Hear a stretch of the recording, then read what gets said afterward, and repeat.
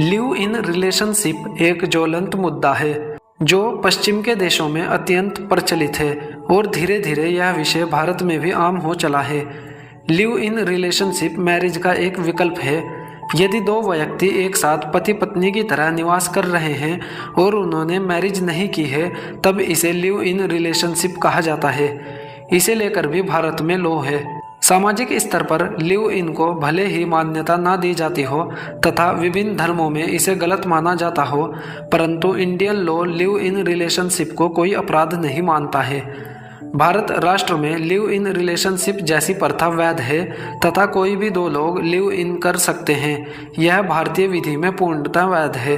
अब तक तो भारत की पार्लियामेंट तथा किसी स्टेट के विधानमंडल ने लिव इन रिलेशनशिप पर कोई व्यवस्थित संहिताबद्ध अधिनियम का निर्माण नहीं किया है, परंतु घरेलू हिंसा अधिनियम 2005 की धारा 2F के अंतर्गत लिव इन रिलेशनशिप की परिभाषा प्राप्त होती है।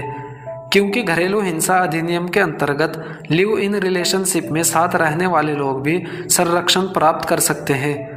अधिनियम की धारा के अनुसार घरेलू नातेदारी में से दो व्यक्तियों के बीच नातेदारी अभिप्रेत है जो साझी गृहस्थी में एक साथ रहते हैं या किसी समय एक साथ रह चुके हैं।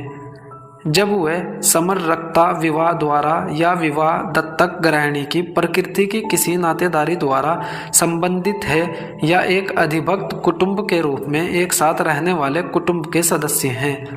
घरेलू हिंसा अधिनियम की इस धारा से यह प्रतीत होता है कि लिव इन रिलेशनशिप जैसे संबंधों को भारतीय विधानों में स्थान दिया गया है। इस धारा के अतिरिक्त समय समय पर सुप्रीम कोर्ट में लिव इन रिलेशनशिप से संबंधित मुकदमे आते रहते हैं, जिन पर लिव इन रिलेशनशिप जैसी व्यवस्था को लेकर विधानों का निर्माण होता है। भारत के सुप्रीम कोर्ट द्वारा दिए गए निर्णय किसी संहिताबद्ध कानून जैसा स्थान रखते हैं तथा किसी संहिताबद्ध कानून के अभाव में सुप्रीम कोर्ट के दिए गए निर्णय कानून की तरह कार्य करते हैं। भले ही कोई संहिताबद्ध कानून लिव इन रिलेशनशिप व्यवस्था के संदर्भ में उपस्थित नहीं हो, परंतु सुप्रीम कोर्ट के न्याय निर्णय लिव इन रिलेशनशिप से संबंधित व्यवस्था पर मार्गदर्शन कर रहे हैं। भारत के सुप्रीम कोर्ट में इंदिरा शर्मा बनाम VAV शर्मा 2013 के मामले में लिव इन रिलेशनशिप से संबंधित संपूर्ण गाइडलाइंस को प्रस्तुत किया गया है। लिव इन रिलेशनशिप व्यवस्था से संबंधित सभी प्रश्नों के उत्तर दे दिए गए हैं तथा उन शर्तों को तय किया गया है जिनके अधीन रहते हुए वैध लिव इन रिलेशनशिप किया जा सकता है। किसी भी लिव इन रिलेशनशिप के दोनों पक्षकार साथ रहने की एक युक्ति युक्त अवधि में होना चाहिए। कोई भी पक्षकार इस तरह से नहीं होंगे कि किसी भी समय साथ रहे हैं और किसी भी समय साथ नहीं रहे हैं। साथ रहने के लिए एक युक्ति युक्त अवधि आवश्यक है। यदि उपयुक्त अवधि को पूरा कर लिया जाता है तो लिव इन रिलेशनशिप माना जाएगा। युक्ति युक्त अवधि से आशय ऐसी अवधि से है जिससे यह माना जा सके कि किसी एक विशेष समय से लिव इन रिलेशनशिप के पक्षकार साथ में रहे हैं। ऐसा नहीं होना चाहिए कि कहीं एक दो दिन के लिए दो पक्षकार एक साथ रह लिए तथा फिर चले गए, फिर कुछ महीनों या वर्षों के बाद साथ रहने लगे फिर चले गए। निरंतर युक्ति युक्त अवधि लिव इन रिलेशनशिप के लिए आवश्यक है। ऐसी अवधि 1 माह 2 माह भी हो सकती है, पर इसके लिए कोई तय समय सीमा नहीं है। लिव इन रिलेशनशिप के पक्षकारों का पति पत्नी के भांति एक घर में साथ रहना आवश्यक है। एक घर को लिव इन रिलेशनशिप के पक्षकार उपयोग में लाते हैं तथा एक ही छत के नीचे रहते हैं। उनका अपना एक ठिकाना होता है, एक घर होता है। लिव इन रिलेशनशिप के दोनों पक्षकार एक ही घर की वस्तुओं का संयुक्त रूप से उपयोग कर रहे हो, जिस प्रकार एक पति पत्नी किसी एक घर में साथ रहते हुए चीजों का उपयोग करते हैं। दो पक्षकार घर में एक साथ रहते हुए घर के कामों में एक दूसरे की सहायता करते हो तथा इस प्रकार घर के काम में बटे हुए हो। लिव इन रिलेशनशिप के पक्षकार अपने बच्चों को स्नेहपूर्वक अपने साथ रखते हो तथा उनसे इसी प्रकार का स्नेह और प्रेम रखते हो जिस प्रकार का स्नेह माता पिता अपने बच्चों से रखते हैं। जिस प्रकार का प्रेम जो पति पत्नी अपने द्वारा उत्पन्न की गई संतान के साथ रखते हैं।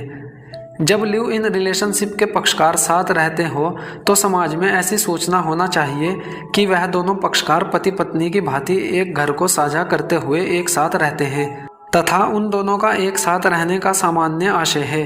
वे दोनों आपस में शारीरिक संबंध भी बनाते होंगे क्योंकि दोनों पति पत्नी की भांति एक साथ रहते हैं तो यह संभव है कि उनमें शारीरिक संबंध की स्थापना भी होगी। इसका अर्थ यह है कि जार कर्म की भांति का कोई दब छिपकर संबंध नहीं होना चाहिए, जिससे जानने वाले लोगों को ही यह जानकारी ना हो कि यह एक साथ रहते हैं। लिव इन रिलेशनशिप के पक्षकार वयस्क होना चाहिए। उन्होंने वयस्क होने की आयु प्राप्त कर ली हो। भारतीय वयस्कता अधिनियम के अंतर्गत वयस्कता की आयु 18 वर्ष है। एक महत्वपूर्ण शर्त यह है कि लिव इन रिलेशन में रहने समय ऐसे पक्षकारों में से किसी का भी पूर्व में कोई पति या पत्नी नहीं होना चाहिए। यदि कोई पति या पत्नी के रहते हुए लिव इन रिलेशनशिप करता है तो यह लिव इन रिलेशनशिप अवैध होगा। लता सिंह बनाम स्टेट ऑफ यूपी 2006 के एक मामले में 2 पक्षकारों ने भागकर मंदिर में विवाह कर लिया था तथा साथ साथ रहने लगे थे। उनका विवाह के कर्मकांड के अनुसार पूर्ण नहीं हुआ था, परंतु सुप्रीम कोर्ट में इस मामले में यह माना कि दोनों वयस्कता प्राप्त पक्षकार अपनी स्वेच्छा से पति पत्नी के रूप में एक साथ रह सकते हैं तथा संतान उत्पत्ति भी कर सकते हैं, और इसके लिए किसी धार्मिक कर्मकांड किए जाए या फिर किसी वैध विवाह की कोई आवश्यकता भी नहीं है। इस प्रकार से 2 लोगों का साथ में रहना कभी भी अपराध नहीं माना जा सकता। चंद्रमुनिया बनाम वीरेंद्र कुमार चंद्रमुनिया के मामले में भारत के सुप्रीम कोर्ट ने स्पष्ट करते हुए यह कहा है कि लिव इन रिलेशनशिप की महिला पक्षकार लिव इन रिलेशनशिप के पुरुष पक्षकार से दंड प्रक्रिया संहिता की धारा 125 के अंतर्गत भरण पोषण प्राप्त करने का अधिकार नहीं है तथा महिला को यह कहकर भरण पोषण के अधिकार से वंचित नहीं किया जा सकता कि उसने कोई वैध विवाह नहीं किया था। यदि दोनों पक्षकार पति पत्नी की भांति एक साथ लिव इन जैसी व्यवस्था में रहते थे तो महिला पक्षकार पुरुष पक्षकार से दंड प्रक्रिया संहिता की धारा 125 के अंतर्गत भरण पोषण की मांग कर सकती है। अब दंड प्रक्रिया संहिता निरसित हो चुकी है और उसके स्थान पर नागरिक सुरक्षा संहिता आ चुकी है, इसलिए यहाँ पर उसके प्रावधान लागू होंगे। लिव इन रिलेशनशिप की अवधि में साथ रहते हुए लिव इन रिलेशनशिप के पक्षकारों में यदि कोई संतान उत्पन्न होती है तो इस प्रकार से उत्पन्न हुई संतान को पिता की संपत्ति में तथा माता की संपत्ति में और इन दोनों को विरासत में मिली हुई संपत्ति में उत्तराधिकार का इस भांति ही अधिकार होगा जिस भांति एक वैध विवाह से उत्पन्न हुई संतानों को होता है। यह बात रविंदर सिंह बनाम मल्लिका अर्जुन के मामले में 2011 को भारत के सुप्रीम कोर्ट द्वारा कही गई है। नंद कुमार बनाम स्टेट ऑफ केरल के मामले में यह कहा गया है कि यदि पुरुष की आयु विवाह के समय 21 वर्ष नहीं थी तथा वह पुरुष 18 वर्ष से अधिक का था तो ऐसी परिस्थिति में विवाह भले ना हो पर लिव इन रिलेशनशिप माना जा सकता है।